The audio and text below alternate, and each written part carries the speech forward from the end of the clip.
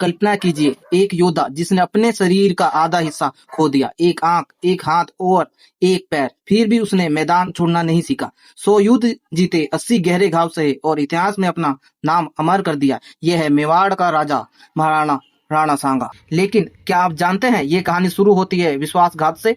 सांगा के भाई पृथ्वीराज सिंहासन चाहते थे। सत्ता की भूख इतनी थी कि उन्होंने सांगा को जहर तक पिला दिया था। हर कोई मान बैठा कि सांगा की कहानी यहीं खत्म हो जाएगी, लेकिन इतिहास ने कुछ और लिखा था। 1509 में जहर और घाव को मात देकर महाराणा राणा सांगा बने मेवाड़ का राजा और फिर शुरू हुआ मेवाड़ का स्वर्णिम काल। महाराणा राणा सांगा सिर्फ योद्धा नहीं बल्कि दूरदर्शी राजा भी थे। उन्होंने उत्तर भारत की बड़ी बड़ी ताकतों को चुनौती दी। इब्राहिम लोदी को 1517 में खतौली और 1518 में धौलपुर की लड़ाई में धूल चटाई। 1527 में खानवा का युद्ध। एक और थे मुगल सम्राट बाबर, जिनके पास तोपों की अंधुनिक ताकत थी, और दूसरी ओर महाराणा राणा सांगा केवल 10,000 राजपूत योद्धाओं के साथ। महाराणा राणा सांगा की रणनीति ने बाबर की सेना को हिला दिया। वो लगभग जीत ही गए थे, तभी हुआ सबसे बड़ा विश्वासघात सिलहद्दी तोमर के द्वारा। अगर सिलहद्दी विश्वासघात नहीं करता तो दिल्ली में मुगलों का नहीं राजपूतों का शासन होता। इतिहास में सबसे दर्दनाक मोड़, राणा सांगा की मौत। लोग मानते थे कि वे युद्ध में गिरे, लेकिन सच्चाई और भी चौंकने वाली है। उनके अपने ही सरदारों ने उन्हें जहर पिला दिया, क्योंकि बाबर से एक और युद्ध नहीं चाहते थे।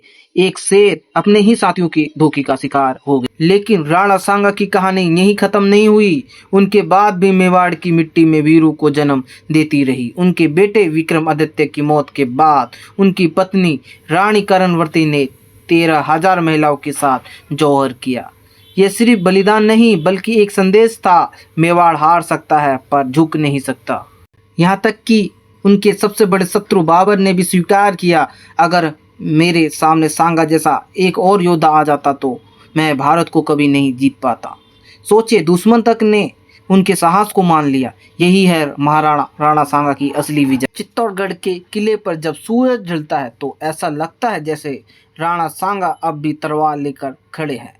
उन्होंने सिखाया, सच्ची जीत हार मानने में नहीं, लड़ते रहने में है। दोस्तों, आपको सबसे आश्चर्य की बात कौन सी लगी? महाराणा राणा सांगा के शरीर में 80 घाव, या अपने ही लोगों के द्वारा जहर देना, या 13,000 महिलाओं जौहर होकर बलिदान हो जाना? कमेंट में बताइए। और महाराणा राणा सांगा की कहानी आपको कैसे लगी, और आगे अपने दोस्तों को शेयर करो।